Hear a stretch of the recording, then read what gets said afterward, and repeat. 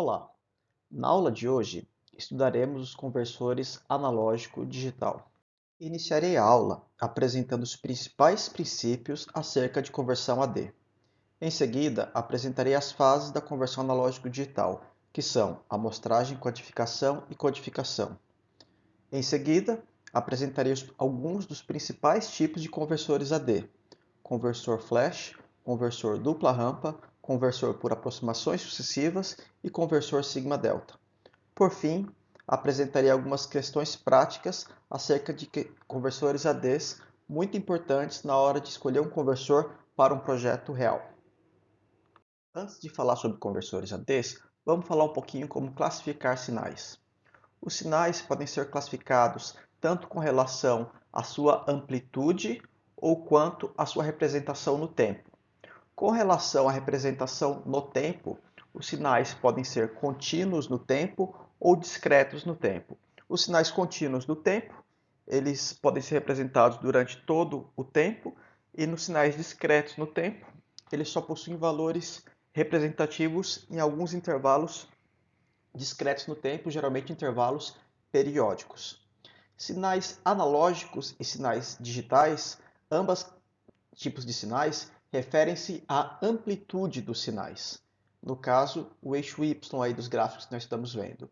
Os sinais analógicos podem assumir qualquer valor de amplitude, enquanto os sinais digitais podem assumir somente valores discretos de amplitude. Geralmente, nos sistemas digitais que nós utilizamos, os sinais digitais assumem somente dois valores, 0 e 1, mas nada impede que tivéssemos um sistema digital com 3, 4 ou um número qualquer de valores discretos. Os sinais podem representar grandezas físicas presentes na natureza, como por exemplo temperatura, intensidade luminosa, som, intensidade sonora, ondas mecânicas, aceleração, etc.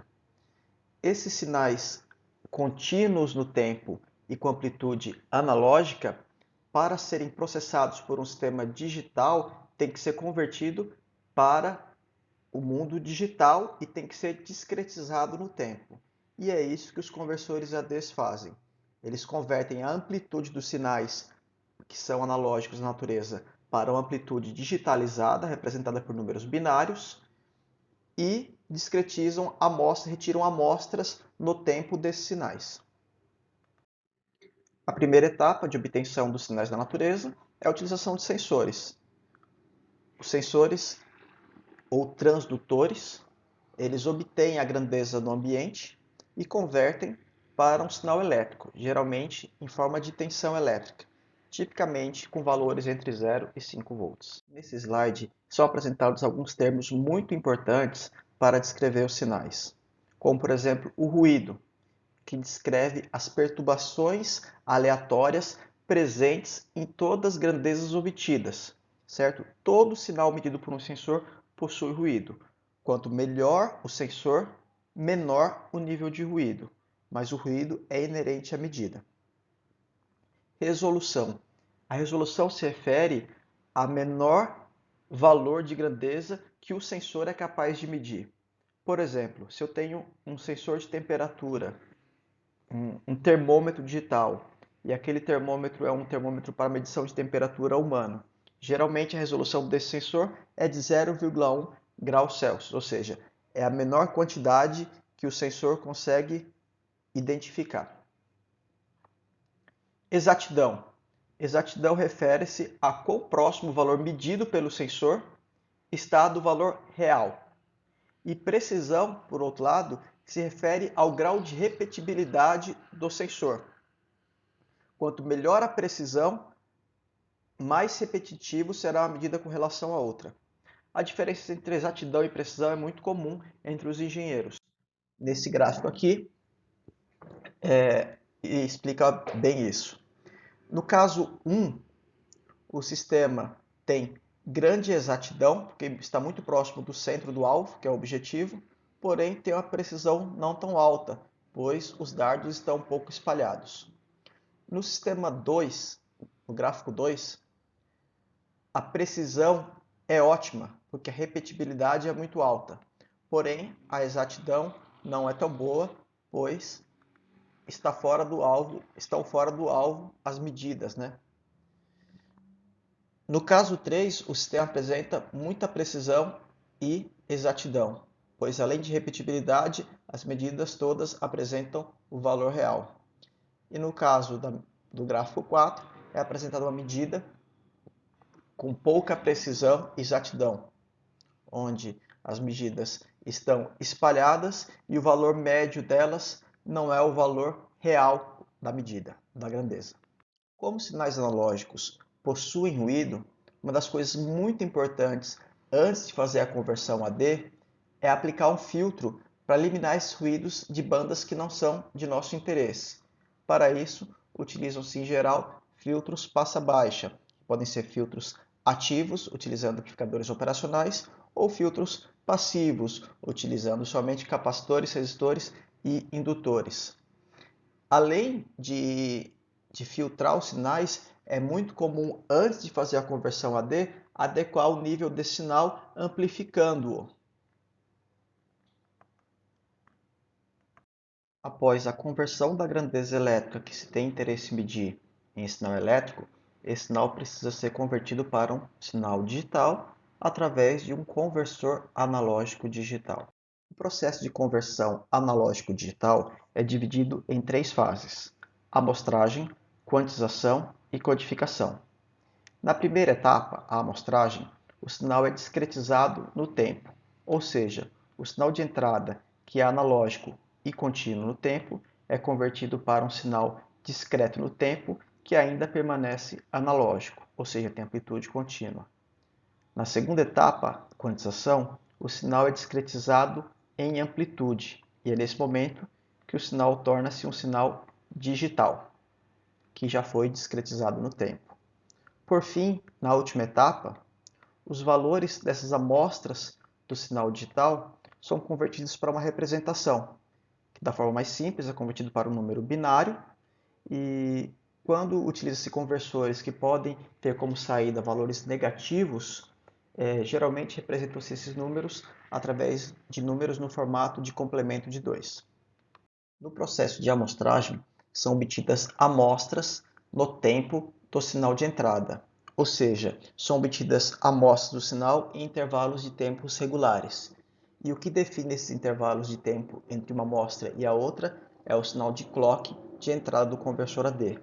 Então aqui já vai uma dica: todo conversor AD precisa ter um sinal de clock de entrada para fazer a amostragem, para definir o período de amostragem. Matematicamente, a amostragem de um sinal analógico contínuo no tempo ST pode ser representada pela seguinte equação, no qual S de n é um conjunto de amostras discretas, discretizadas, do sinal contínuo no tempo ST, no qual são obtidas amostras em intervalos de tempo regular t, e esse n aqui é um número inteiro. A taxa de amostragem de um conversor AD é igual ao inverso do período de amostragem e geralmente representado em unidades de samples por segundo. Com relação à taxa de amostragem do sinal analógico contínuo no tempo, é importante que respondamos a seguinte pergunta: qual deve ser a menor frequência de amostragem que nos permita, no futuro, reconstruir o sinal original a partir das suas amostras discretizadas no tempo? Como exemplo, observem essas figuras. Imaginemos que temos o seguinte sinal original, obtemos essas amostras no tempo igualmente espaçadas.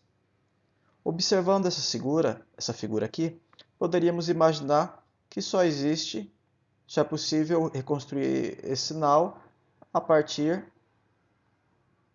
desses pontos, formando um sinal parecido com esse. No entanto, existem infinitos sinais de frequências com componentes de frequência maior do que essa que passam por esses pontos, como por exemplo esse sinal aqui.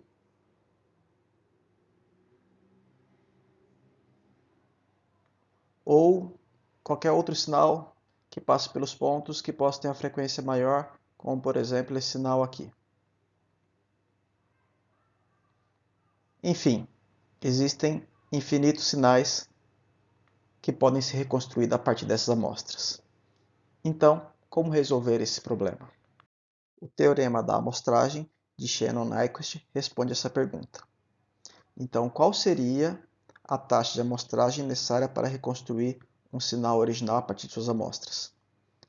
É necessário que esse sinal seja mostrado com uma taxa de amostragem maior do que 2 vezes a frequência do máximo componente presente naquele sinal. Por exemplo, imaginemos um caso mais simples, onde temos um sinal com somente um componente de frequência, no caso uma senoide, de, por exemplo, 100 Hz.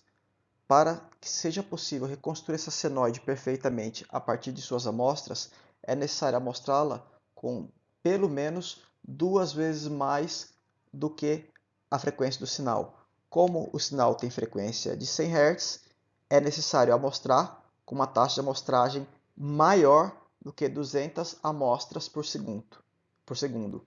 Importante, é uma frequência maior. Se eu amostrar exatamente com 200 amostras por segundo, eu ainda não consigo reconstruir o sinal. Mas se eu amostrar com 201 amostras por segundo, é possível reconstruir o sinal. Lembrando que os sinais do mundo real, eles são formados por vários componentes de frequência. Então, muitas vezes, nós nem sabemos qual é a máxima componente de frequência do sinal. Mas podemos dizer que nos interessamos com uma componente de frequência de, por exemplo, no máximo 1 kHz, filtramos o sinal em 1 kHz, amostramos ele e não teremos problema de aliasing nesse sinal. Nessa figura aqui é mostrado um exemplo de amostragem de um sinal com exatamente 2 vezes a frequência da maior componente do sinal, que no caso é uma senoide, então com 2 vezes a frequência da senoide. Com essa amostragem, ainda assim não é possível reconstruir o sinal. Se houvesse uma taxa de amostragem maior do que 2 vezes a maior frequência, seria possível. Como eu falei para vocês anteriormente, antes de amostrar o sinal analógico, é fundamental que façamos uma filtragem através de um filtro passa-baixa desse sinal para que não ocorra o aliasing, ou seja, o falseamento. O aliasing, pessoal, de forma simples, nada mais é do que o aparecimento de frequências altas do sinal como frequências baixas no sinal amostragem, sendo que as frequências baixas não existem. Você quer ver um exemplo visual disso? Vocês já viram vídeos de hélices de helicópteros ou de calotas de rodas rodando, que a roda parece rodar muito mais lento do que ela está rodando, ou algumas vezes parece até estar rodando ao contrário, né? Se você fizer a analogia do movimento circular da roda com o movimento senoidal, onde uma volta da roda equivale a um ciclo da senoide, para que seja possível reconstruir o sinal amostrado do vídeo, é necessário que se obtenha mais do que 2 amostras por cada revolução da hélice ou da roda, né? Se não for obedecido essa taxa de amostragem de maior do que 2 vezes a velocidade de revolução da roda, ocorrerá o aliasing, perfeito? Mas isso também acontece em qualquer outro sinal elétrico que façamos conversão analógico-digital. Um exemplo bastante interessante da necessidade de passar um filtro passa-baixa, ou seja, um filtro anti-aliasing no sinal, é com relação a sinais de áudio. Consideremos o ouvido humano, que é capaz, o ouvido perfeito, ele consegue perceber frequências de 20 Hz até no máximo 20 kHz. O meu só chega a uns 14, mas em geral consegue obter frequências de até 20 kHz, um ouvido perfeito. Dessa forma, se eu estou usando o microfone e vou converter esse sinal analógico obtido pelo microfone das ondas sonoras em sinal digital utilizando um conversor AD, antes de passar o sinal do microfone para o conversor AD, é fundamental que utilizemos um filtro passa-baixa. E nesse caso, qual frequência devemos usar? Frequência de corte do filtro. 20 kHz, porque acima de 20 kHz não há informação audível para o ser humano. Então a primeira coisa antes de mostrar o sinal é passar um filtro passa-baixa com frequência de corte em 20 kHz. E qual seria a taxa de amostragem necessária para esse sinal? A taxa mínima de amostragem? Maior do que 2 vezes a frequência máxima, então maior do que 40 kHz. Vamos supor que utilizemos 41 kHz. E agora vamos supor que não passamos o filtro passa baixa de 20 kHz nesse sinal. Não tem filtro anti-aliasing. E você está mostrando com 41 kHz, você obedeceu a frequência de Nyquist. Mas o sinal original de áudio, ele possui frequências que podem ultrapassar a frequência de 20 kHz, que é a frequência audível pelo ouvido humano. O que vai acontecer na amostragem desse sinal? As frequências acima de 20 kHz do sinal original, elas vão aparecer nas amostras como frequências de menor, como sinais de menor frequência, gerando distorção no sinal original. Isso é chamado aliasing. Então, o aliasing é vocês que estudaram processamento digital de sinais, vocês entendem como isso acontece. Mas de forma prática, o aliasing se manifesta dessa forma, como distorção ou como que é devido ao aparecimento de sinais de maior frequência como sinais de menor frequência. Após a obtenção das amostras do sinal no tempo, antes de se fazer a quantização desse sinal, ou seja, a conversão da amplitude analógica para um valor digital, é necessário que essas amostras sejam mantidas pelo valor fixo até que a nova amostra seja tomada. Olha só, no processo de amostragem, simplesmente, nós teríamos essas amostras aqui. No entanto, o circuito que faz a quantização dessas amostras, ele requer que essa amostra fique por um tempo estável com essa amplitude. Então, o circuito de retenção pega essas amostras aqui e retém o valor delas de forma constante até que seja obtida a nova amostra. Esse circuito aqui, que faz a retenção ou hold, é um circuito geralmente formado por capacitores e tem essa função. Em geral, o circuito de hold ele vem junto com o circuito de sample. Então, esse circuito é denominado de forma geral como circuito de sample and hold, né, que faz a amostragem e mantém a amostra com um valor constante até que seja feita a quantização pelo circuito de quantização. Nesse slide, eu explico exatamente o que eu acabei de falar para vocês. Se tiverem qualquer dúvida, podem retomar nele. Após a amostragem e retenção do sinal, é realizada a quantização desse sinal, ou seja, é aqui que é feita de fato a conversão analógico-digital. É aqui que o valor de amplitude das amostras é convertido para um valor discreto. Perfeito? E quanto maior a quantidade de níveis de discretização, melhor é o conversor AD. Mais próximo o valor do sinal digital será do sinal analógico. Considerem, por exemplo, esse sinal analógico aqui, que passou por um circuito de sample and hold. Então aqui tem as amostras retidas, né? Se for utilizado um conversor analógico digital de 2 bits, ou seja, que possui 4 níveis de quantização, né? 0, 1, 2 ou 3, esse sinal aqui seria representado por um sinal representado em azul, que podemos ver é bem diferente do sinal original, né? Porque só tem poucos níveis de quantização, no caso de um conversor de 4 bits. Por outro lado, se utilizarmos um conversor de 4 bits, no qual temos 16 níveis de quantização, né? Que é devido a 2 elevado à quarta dá 16 combinações, ou seja, a representação de 0 a 15, esse sinal original será representado dessa forma, que é muito mais parecido com o sinal original. Se utilizássemos, em vez de 4 bits, 5 bits, teríamos um sinal ainda mais parecido com o sinal original. Perfeito? Nessa tabela aqui, são mostrados os sinais codificados já. Por exemplo, a primeira amostra aqui tem o valor 0. A segunda amostra aqui ela é arredondada para o valor sempre para baixo, dessa forma que foi implementado esse conversor AD. Então é representado como 5. Perfeito? Está aqui. A terceira amostra foi arredondada para baixo aqui, então ela ficou aqui. A terceira amostra é o valor 8. A quarta amostra é o valor 7, arredondando para baixo. E assim por diante. Então aqui é a representação do sinal já quantizado. Perfeito? A última etapa da conversão AD é a codificação, que nada mais é do que a conversão do sinal digital para um código binário específico. Por exemplo, código Gray Código complemento de 2, BCD ou binário sem sinal. No caso, se for binário sem sinal, não há conversão alguma, né? Duas características são muito importantes nos conversores AD. A primeira delas é a taxa de amostragem, ou seja, qual a máxima frequência que o conversor AD consegue amostrar do sinal.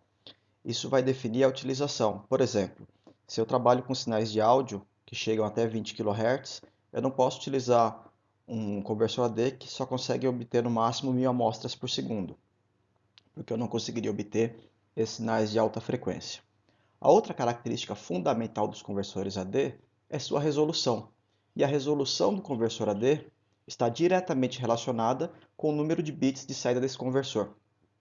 Lembrando que a resolução é o menor nível de tensão que o sensor é capaz de diferenciar. Perfeito? Para se obter a resolução, ou seja, o menor nível de tensão que o conversor AD consegue diferenciar, é necessário pegar a variação máxima da tensão de entrada. Por exemplo, a maioria dos conversores, se for unipolar, ele vai operar entre 0 e alguma voltagem, por exemplo, entre 0 e 3,3 volts. Né? Ele admite essa entrada.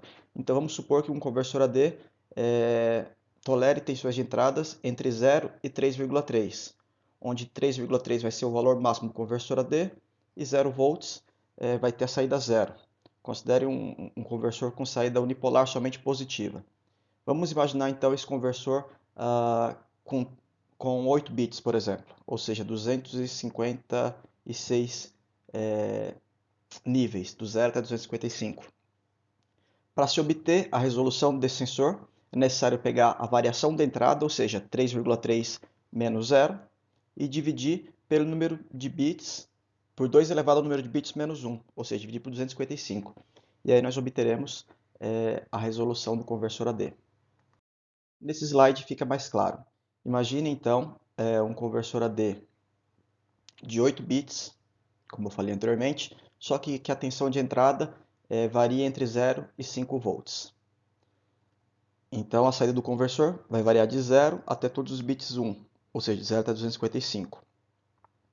Para se encontrar a resolução, deve-se pegar o 5, que é a variação da tensão de entrada admitida, e dividir pelo número de intervalos, excluindo-se o zero, ou seja, dividir por 2 elevado ao número de bits menos 1. Nesse caso, esse conversor AD tem uma resolução de 20 mV, ou seja, essa é a menor degrau entre um bit, entre uma contagem e a contagem seguinte do conversor, a 20 mV de diferença. Perfeito? Vamos para um outro exemplo que simula um exemplo prático. Imagine novamente um conversor AD de 8 bits que opera com uma taxa de amostragem de 6 Hz, ou seja, consegue obter 6 amostras por segundo. Então nós temos um sinal aí 6, exibido nesse gráfico, um sinal com 6 segundos de duração, um sinal contínuo, que está sendo amostrado, discretizado no tempo, e será quantizado pelo conversor AD. Nesse caso, esse conversor AD ele foi configurado para operar com uma tensão de entrada entre 0 e 10 volts, onde 0 volts vai culminar na saída digital de 0 e 10 volts resultará na saída digital 255, né? E agora eu pergunto para vocês, qual é a resolução desse conversor AD? Muito simples. Basta pegar a variação suportada de tensão de entrada, que são de 10 volts menos 0 volts, 10 volts, e dividir por 2 elevado ao número de bits menos 1, resultando em 39 mV. Qual a frequência máxima captada por esse conversor AD? Isso está relacionada com a taxa de amostragem do sensor, que é de 6 Hz ou 6 amostras por segundo. Lembrando, segundo o teorema de Nyquist, para que seja possível reconstruir um sinal para que seja possível mostrar um sinal sem aliasing e permitir a reconstrução depois desse sinal, é necessário que se use uma taxa de amostragem pelo menos igual a 2 vezes a frequência máxima do sinal. Nesse caso, como está sendo utilizada uma taxa de amostragem de 6 Hz, é possível obter frequências de até 6 dividido por 2 menores do que 3 Hz. Lembrando que a frequência exata de 3 Hz ainda não é possível obter essa frequência com essa taxa de amostragem. Somente frequências abaixo de 3 Hz. 2,99 Hz é possível obter, teoricamente, mas exatamente 3 Hz não é possível. E aí vai a última pergunta. Dado esse conversor AD, se a entrada for igual a 7,2 volts, qual será a saída instantânea para essa entrada? Basta fazer uma regra de 3. Se para 10 volts é igual a 255, para 7,2 volts, x, e aí encontraremos o valor decimal, que seria 184, arredondado, convertendo para binário, vai resultar nesse número. Lembrando que o conversor AD, dependendo como ele for implementado, ele poderia arredondar para cima ou para baixo. Isso depende da implementação do conversor. Mas, obviamente, fazendo o arredondamento para o mais próximo, acaba diminuindo o erro de quantização. Perfeito? Lembrando que, em todos esses casos que eu mostrei para vocês, eu mostrei conversores AD unipolar, ou seja, que só aceitam valores de tensão positiva, de 0 a 10 volts, de 0 a 5 volts, de 0 a 3,3 volts. Porém, existem conversores AD bipolares que aceitam tensões de entradas negativas e positivas. Por exemplo, se eu colocar, existem conversores ADs que aceitam tensão de menos 5 a mais 5 volts. Nesse caso, a excursão da tensão de entrada é mais 5 menos menos 5, também é 10 volts de excursão na entrada. Então, nos casos em que eu tiver conversores bipolares que suportem tensões de entradas negativas, para calcular a resolução, eu devo considerar todo esse range de entrada. E geralmente, esses conversores bipolares, eles representam a saída no formato de complemento de 2. Perfeito? Eles representam 0 volts como 0. A tensão máxima, por exemplo, positiva de 5 volts, representam como 2 elevado a n menos 1. E a tensão máxima negativa, menos 2 elevado a n menos 1. Perfeito? Na verdade, menos 2 elevado a n, porque o zero ele é considerado positivo. Então fica menos 2 elevado a n na parte negativa. Aqui eu deixei duas questõezinhas para vocês pensarem. Essa primeira é bastante interessante, bastante simples. Peço que depois vocês leiam e respondam essas questões. Se tiverem qualquer dúvida, é só entrar em contato. Vamos falar agora sobre alguns dos principais tipos de conversores AD. Apresentarei 4 tipos, mas existem muitos outros tipos além desses. Mas aqui é só para a gente ter uma noção de como funciona o mecanismo interno desses dispositivos. Começarei apresentando os conversores AD do tipo flash. Eles são os conversores mais rápidos, operam com taxa de amostragem de até 10 megasamples por segundo. Porém possuem circuitos mais complexos, o que os torna, consequentemente, mais caros. Eles são utilizados em sinais de alta frequência, como em sinais de vídeo e em osciloscópios de alta taxa de amostragem. Como ele é mais rápido, uma das consequências é fazer com que ele tenha um menor número de bits. Isso vocês vão perceber que é natural. De modo geral, quanto mais rápidos os conversores ADs, menor a resolução, menor o número de bits desses conversores. Isso é uma regra que a natureza acaba impondo devido a limitações tecnológicas. Não é que eles queiram fazer assim, é que acaba sendo uma consequência. Os conversores AD do tipo flash, eles são compostos por uma rede de comparadores analógicos e um codificador digital. E para um conversor de 3 bits, um conversor com uma baixíssima resolução, são necessários 7 comparadores. E um comparador já possui bastante eletrônica nele, por isso que mesmo um conversor AD simples como esse, possui muitos componentes eletrônicos. Para ficar mais claro, segue um exemplo da estrutura de um conversor AD do tipo flash de 3 bits. Nós temos os 7 comparadores, temos a tensão de referência, que é a tensão máxima, aquele mais VRF, que é a tensão máxima suportada pelo conversor AD. No caso aqui é um conversor unipolar, ele só suporta tensão de 0 até mais VRF, mas poderia ser de mais VRF até menos VRF. no caso teria esse 0 volts na metade do divisor, mas vamos considerar esse nosso caso aqui unipolar. E nós temos resistores aqui do mesmo valor, que divide esse VRF em intervalos iguais, e de acordo com o valor de entrada aqui, se o valor de entrada for maior do que o valor de referência de cada um dos comparadores, a saída do comparador vai ser positiva, e esse codificador de prioridade, por exemplo, se a saída, ele vai pegar a saída mais alta positiva, se for, por exemplo, o 6 a mais alta positiva, o 7 for 0 e o 6 for positiva, independentemente dessas outras serem positivas ou negativas, mas serão todas positivas, ele vai levar o valor da saída, por exemplo, para 6, binário. Se for 4, todos aqui forem positivos, ele vai pegar o valor 4 e vai exibir na saída do conversor AD. Muito simples, né? Vocês estudaram lá em circuitos lógicos codificadores de prioridade, vocês certamente seriam capazes de construir um conversor desse com elementos discretos. Claro que não vale a pena, porque ficaria muito grande, seria trabalhoso, teria muitos erros devido a esses resistores não serem exatamente iguais, então vocês teriam um erro de quantização, e a gente costuma comprar circuitos prontos com conversores ADs. Então, só para fechar, as principais características dos conversores ADs do tipo flash é que o número de comparadores é igual ao número de intervalos de quantização, 2 elevado a n menos 1. Os comparadores com voltagem de referência menor que a voltagem de entrada terão suas saídas igual a 1.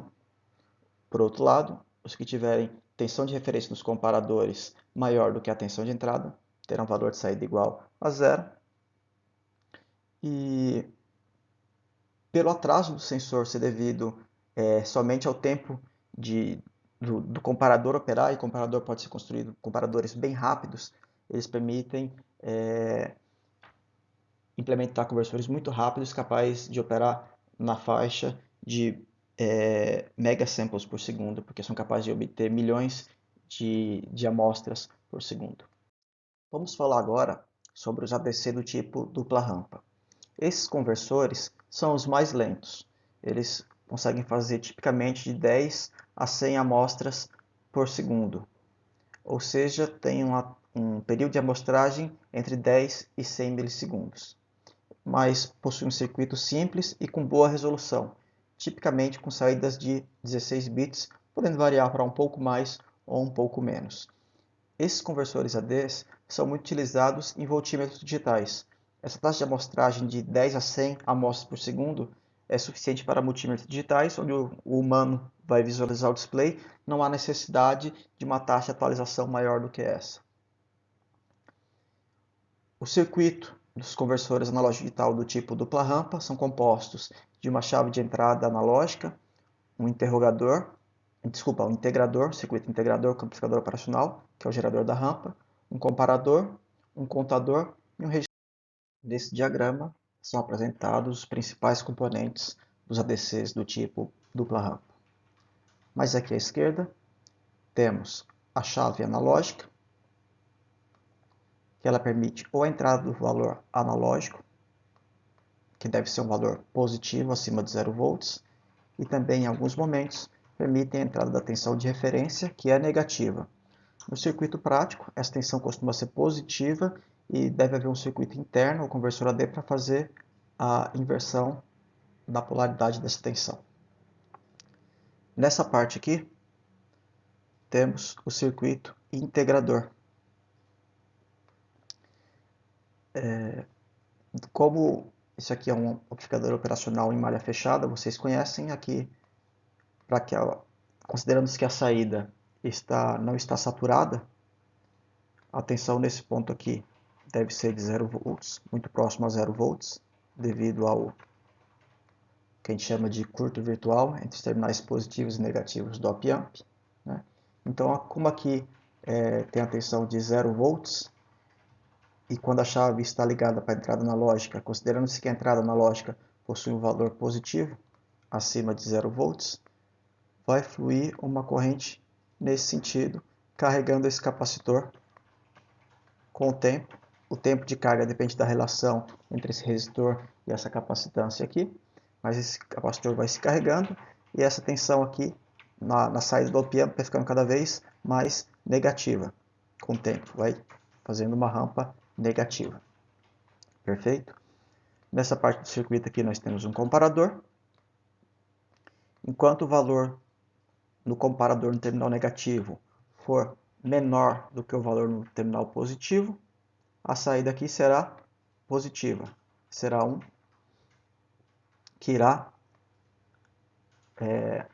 acionar aqui essa porta END, essa porta, liberando o clock para o contador quando aqui for 1, ou seja, quando o terminal negativo do comparador for menor do que o terminal positivo, ou seja, for menor do que 0, porque o terminal positivo aqui do comparador está em 0 volts. Então, recapitulando, esse capacitor vai ser carregado inicialmente. Enquanto a tensão aqui for negativa, o clock vai incrementar o contador. Nós temos aqui um contador, que terá a quantidade de bits igual à quantidade de bits do conversor AD, um registrador aqui para liberar os dados para a saída, e um circuito de controle que eu vou explicar melhor nas figuras a seguir. Considere então, inicialmente, que esse capacitor está descarregado, ou seja, a diferença de tensão de um lado para o outro capacitor é de 0 volts, e essa chave acabou de ser comutada para receber a entrada analógica. Perfeito? Então, esse capacitor vai se carregando, formando essa rampa negativa, e a saída do comparador sempre vai permanecer em alto nesse caso, pois enquanto o terminal negativo inicialmente ele estava em 0 volts aqui. Mas enquanto ele estiver menor do que 0, a saída aqui vai ser alta e o clock vai ser liberado para incrementar o contador. Quando o contador chegar no valor máximo dele, quando ele chegar a N, ele vai enviar um sinal aqui para essa lógica de controle, para ela comutar essa chave para menos VRF. Perfeito? Então fica bem claro para vocês que o período que vai levar esse capacitor aqui se carregando é o período de contagem desse contador, que ele vai contar de 0, ele está inicialmente zerado, ele vai contar até o valor máximo. Então, esse contador vai ser o contador que vai controlar o tempo que esse capacitor aqui vai ficar carregando. Quanto mais positiva for a tensão aqui de entrada, mais rápido esse carregador vai se carregar, ou seja, a tensão aqui no final, o modo da tensão vai ser proporcional à tensão de entrada. Então, vamos lá, recapitulando. Após o contador chegar ao máximo da contagem, ele vai ser resetado, vai voltar para 0 e vai enviar um sinal para a lógica de controle que vai comutar a chave. Nesse momento que a chave foi comutada, o capacitor vai começar, que estava carregado negativamente, ele vai começar agora a descarregar, porque haverá uma corrente no sentido oposto. Como aqui é 0 volts e aqui a tensão negativa, haverá uma corrente aqui fluindo no sentido oposto, que descarregará esse capacitor. E essa tensão que era negativa vai diminuindo, chegando próximo a 0, até o ponto em que chegar a 0, essa chave vai comutar para baixo, vai avisar a lógica de controle que vai chegar, opa, chegou no final, e essa lógica de controle vai liberar o LED para receber o valor corrente do contador. Perfeito. Então é isso que está sendo exibido nessa figura. Quando o valor da rampa aqui chegar em 0, esse comparador vai ser comutado para 0, vai impedir o valor do clock de chegar no contador e ao mesmo tempo vai ativar a lógica de controle para ativar esse registrador aqui para receber o valor da contagem atual, que será o valor da conversão AD. Por isso que esse conversor chama dupla rampa, ele se refere na verdade à rampa de tensão sobre esse capacitor, né? Na primeira fase, vamos fazer aqui o gráfico, me perdoem pela qualidade aqui do gráfico. Na primeira fase, o capacitor ele é carregado com uma tensão negativa, sendo o período de carregamento aqui desse capacitor definido pelo período de contagem desse contador aqui, o valor máximo ou o valor pré-configurado. Perfeito? E essa tensão aqui, que será a tensão de carga do capacitor, vamos chamar aqui de menos V, ao fim da contagem, será proporcional à tensão de entrada Vin. Na segunda fase, quando essa chave é comutada para receber menos Vref, esse capacitor começa a descarregar.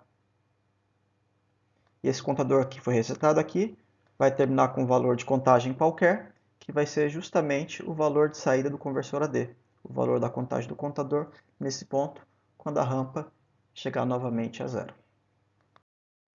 Nesses slides eu explico tudinho que eu falei para vocês na figura. Quem tiver alguma dúvida, pode fazer a leitura desses slides aqui para entender melhor.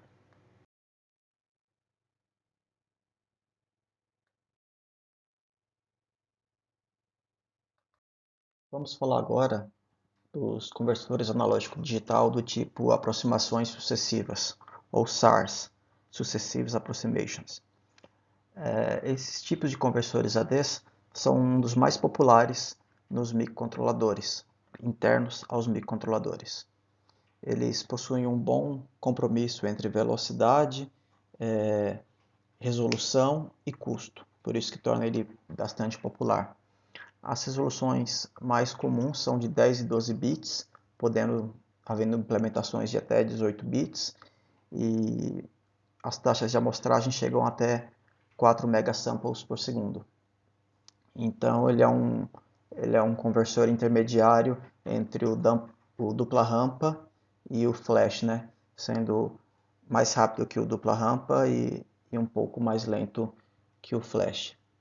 O princípio básico desse conversor é basicamente utilizar um conversor de 1 bit, né, um comparador, e um conversor DA realimentando. Ele executa vários ciclos para fazer a conversão. Nessa figura é ilustrada a estrutura básica de um conversor AD por aproximação sucessiva.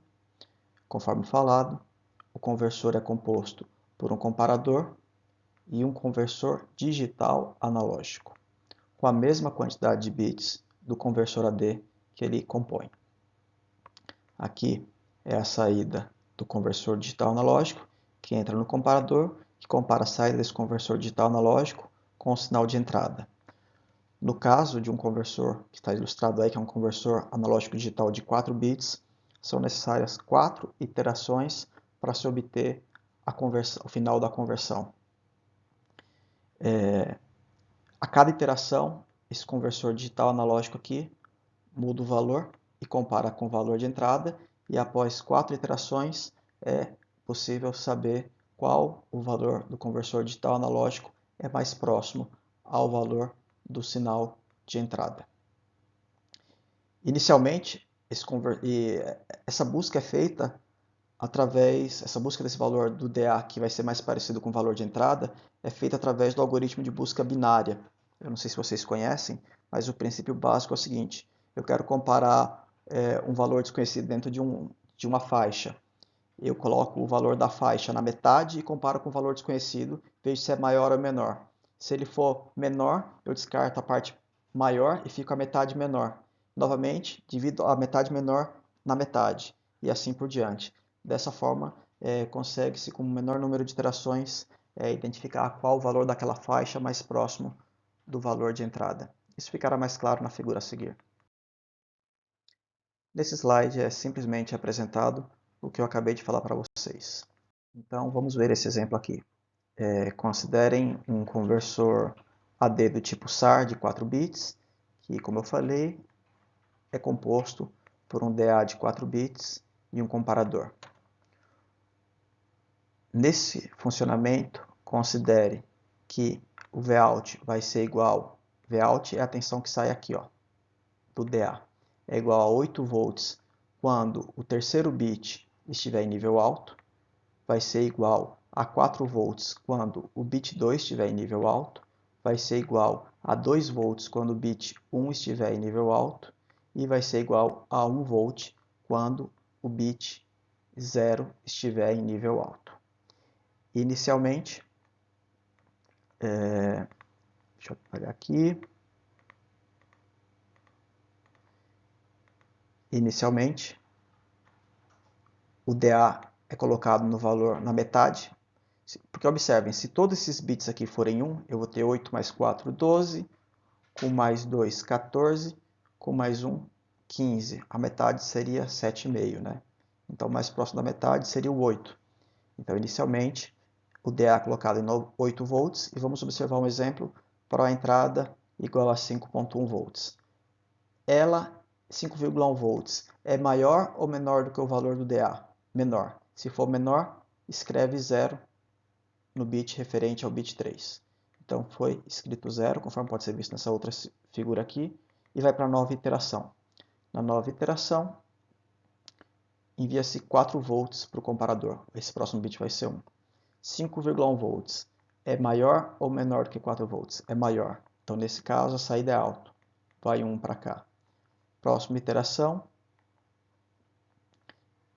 Esse bit aqui, o bit 1, é colocado em nível alto, mas o bit 2 da iteração anterior, como ele foi identificado que 5,1 é maior que 4 volts, ele já permanece em alto. Como agora eu tenho 4, com 2 eu tenho 6 volts, e aí eu comparo 6 volts.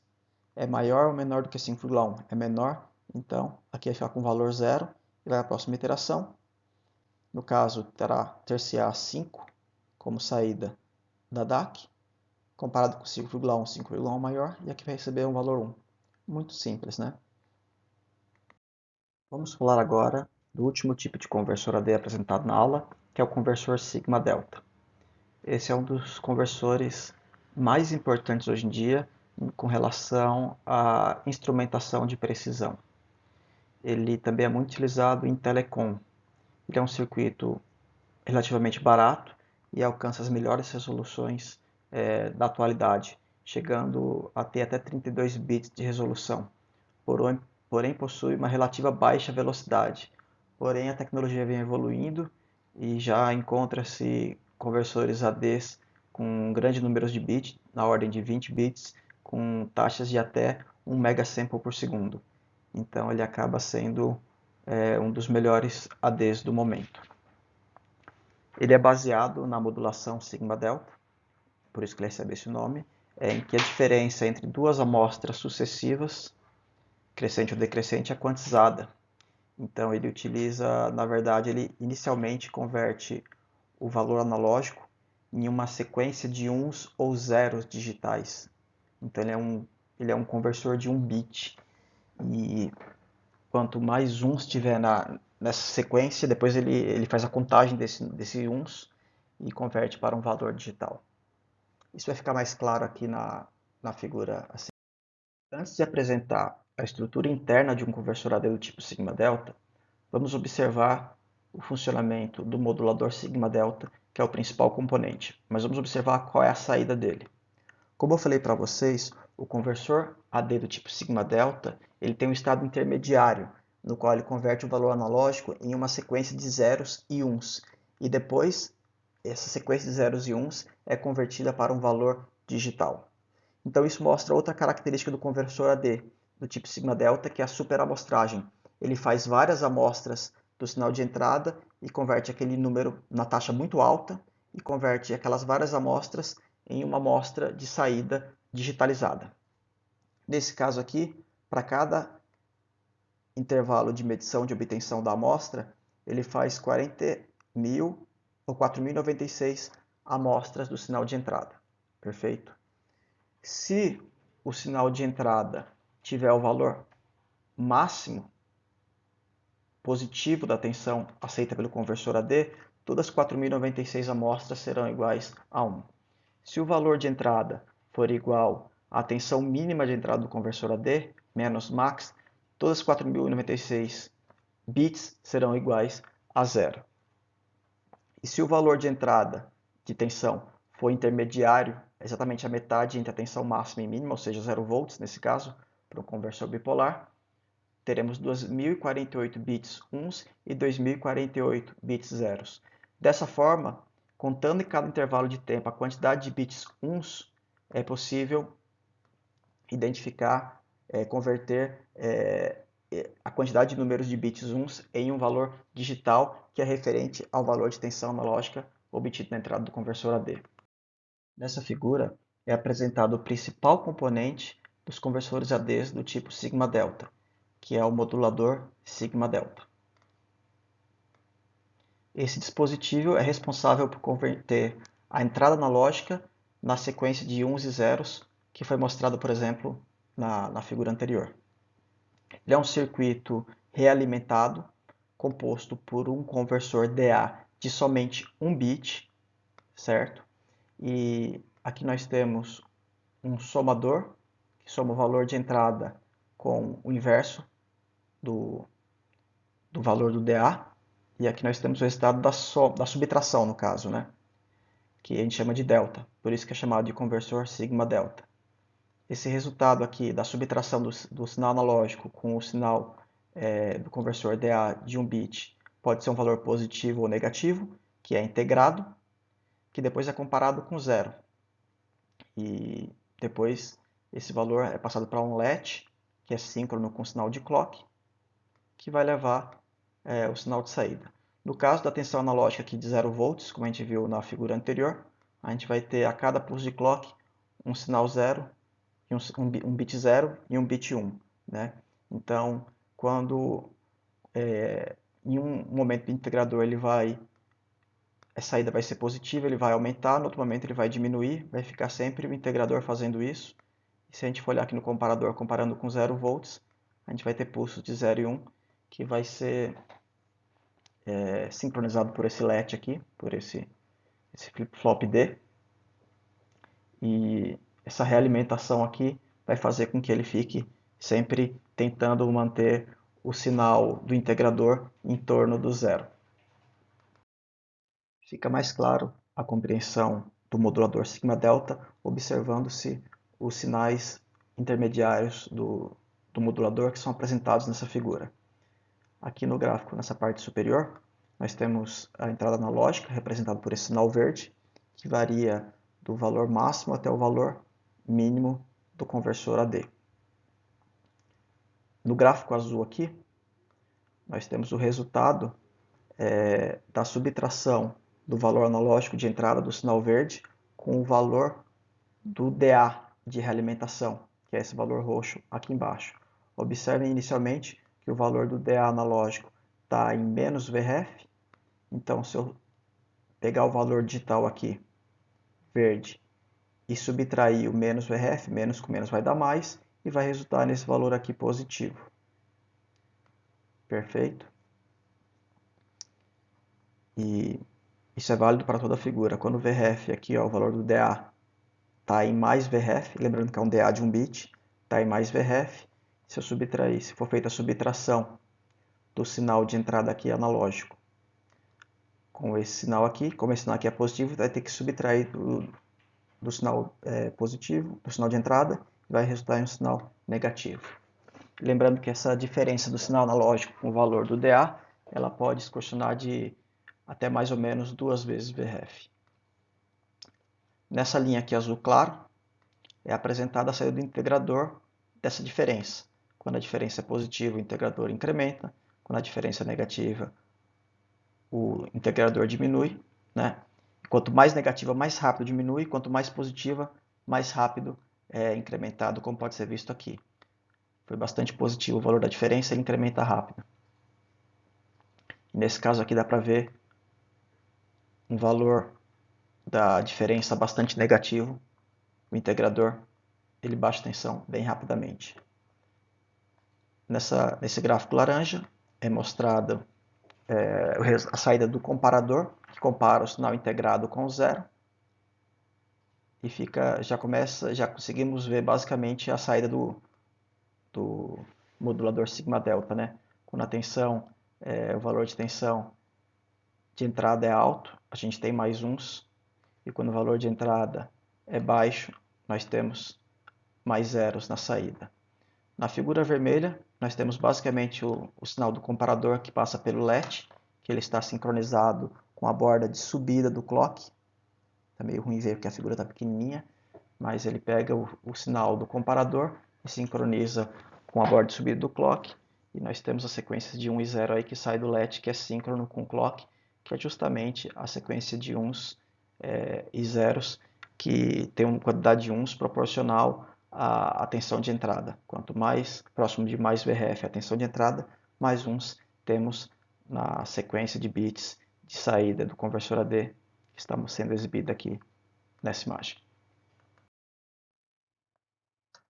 Então, novamente, temos aqui o modulador sigma delta, conforme ilustrado na figura e no gráfico anterior, e nós teremos a sequência de bits 1 e 0 aqui, o resto do conversor AD, sigma delta, nada mais é do que um contador de bits e um registrador de saída que vai armazenar o número binário. Muito interessante, engenhoso e um pouco mais complexo do que os outros ADs que vimos nos slides anteriores. Para finalizar nossa aula, é importante eu falar de várias questões práticas a respeito dos conversores ADs.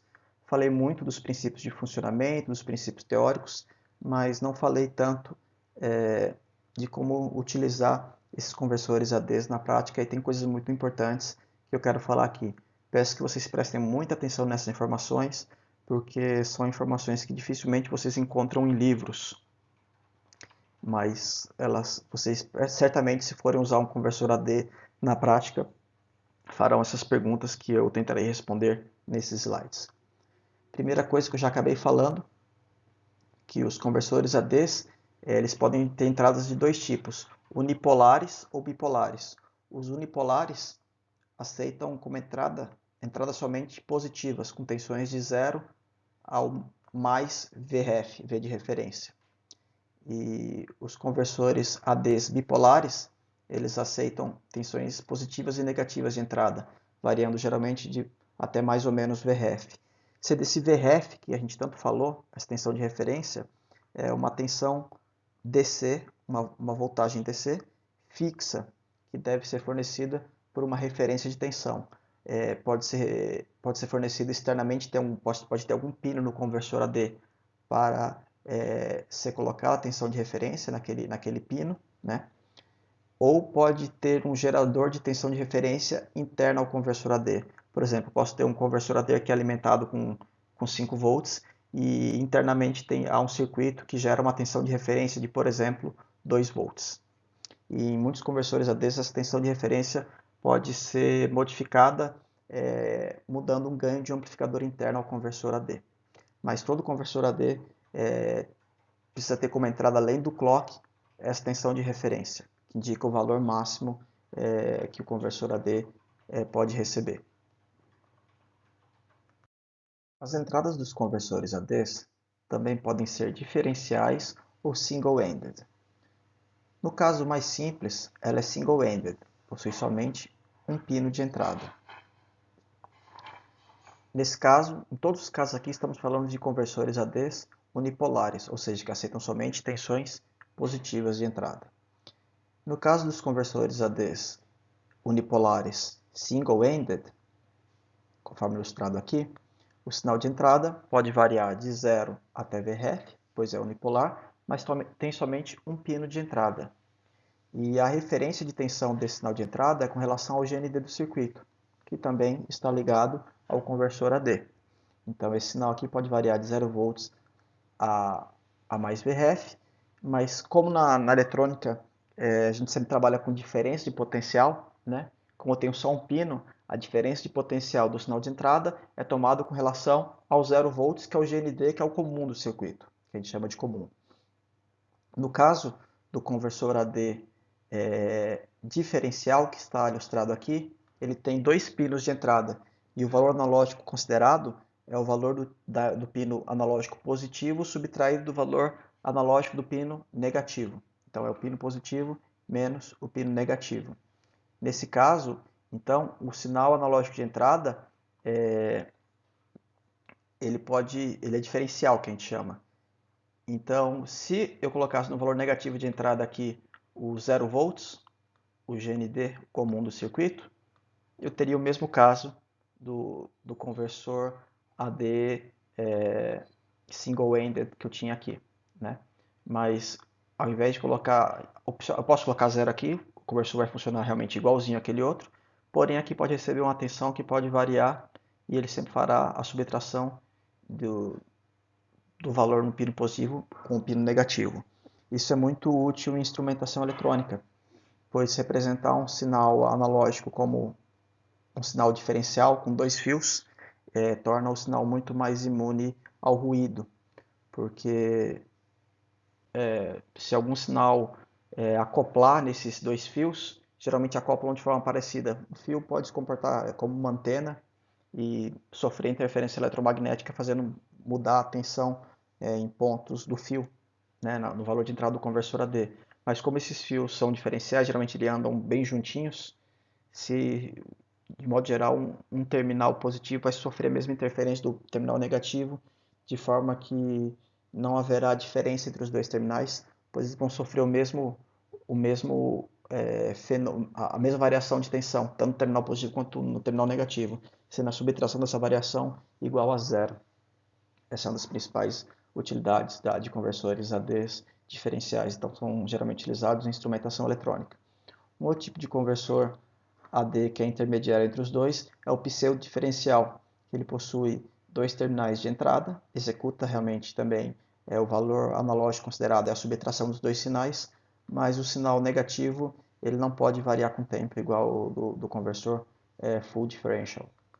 Os conversores analógicos digitais, eles podem ser tanto internos aos microcontroladores, serem módulos do microcontrolador, como é o caso do microcontrolador utilizado na disciplina, que ele possui um conversor AD interno, na verdade possui vários conversores com vários canais, né? Como também podem ser externos ao microcontrolador, ser um chip separado que se comunica com o microcontrolador através de um protocolo de comunicação, como por exemplo SPI, 2C ou ART, que nós já vimos na aula anterior. As duas formas são muito utilizadas. A grande maioria dos microcontroladores atuais possuem conversores ADs internos, que são mais fáceis de utilizar porque já está no mesmo chip, é mais fácil operar, não precisa fazer uma troca de mensagem através de protocolo.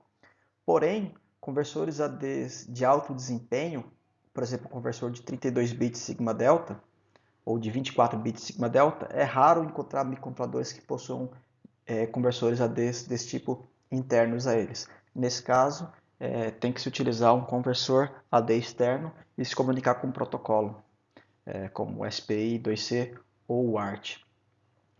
Uma coisa importante com relação à operação, princípio de funcionamento dos conversores ADs, é que eles podem ser configurados para executar uma única conversão a partir de um comando do microcontrolador ou de um pino digital, no caso de um controlador de um conversor AD externo. Então faz uma conversão e para, e espera um novo comando do microcontrolador para executar a próxima conversão, ou ele pode ser configurado para executar conversões continuamente. Executa uma conversão analógica digital, libera um valor digital, já inicia a próxima conversão, já libera o valor e não para. Fica sempre fazendo a conversão analógica digital, exibindo sempre valores digitais atualizados, sem que o microcontrolador precise comandar isso. No modo contínuo, ele pode gerar uma interrupção após finalizar a conversão. Então, o microcontrolador configura o conversor analógico digital para fazer conversões continuamente. Ao fim da conversão, pode ser configurado o módulo AD para gerar uma interrupção para avisar o processador que a conversão foi finalizada, para que o microcontrolador possa obter o valor da conversão. Mas automaticamente ele já está fazendo a próxima conversão. Então pode ser gerada interrupções, que no caso são periódicas, porque o microcontrolador, o conversor AD opera numa faixa que foi numa frequência do qual ele foi configurado, e após finalizar a conversão AD, que leva um período de tempo fixo, ele gera uma interrupção e que o processador pode parar o que está fazendo para obter o valor analógico e continuar depois do que está fazendo até que seja gerada uma nova interrupção. No caso de conversores ADs externos, operando nesse módulo de conversão contínua, esses conversores possuem um pino digital que que deve ser ligado ao microcontrolador, que esse pino digital ele é comutado quando o conversor analógico termina uma conversão. Então, ao invés de gerar interrupção, ele comuta um pino. E esse pino pode ser ligado no microcontrolador, que aí vai gerar uma interrupção da mesma forma por I/O, que disparará, por exemplo, o comando para fazer a leitura via SPI do microcontrolador com o conversor AD para se obter o valor da conversão. Perfeito. Os conversores ADs que são internos ao microcontrolador, ele pode operar de forma com conversão única, mas disparada por timers. Eu posso ter uma interrupção gerada por um timer que vai disparar o início de conversão. E nesse caso ele vai se comportar de forma muito similar a um conversor AD que é configurado para fazer conversões continuamente.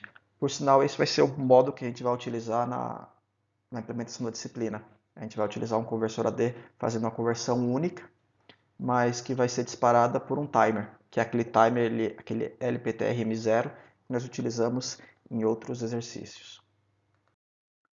Os conversores analógico digital, além da tensão de referência, além da alimentação, além do GND, além das entradas, uma ou duas entradas analógicas, eles sempre requerem um sinal de clock, como já falei anteriormente.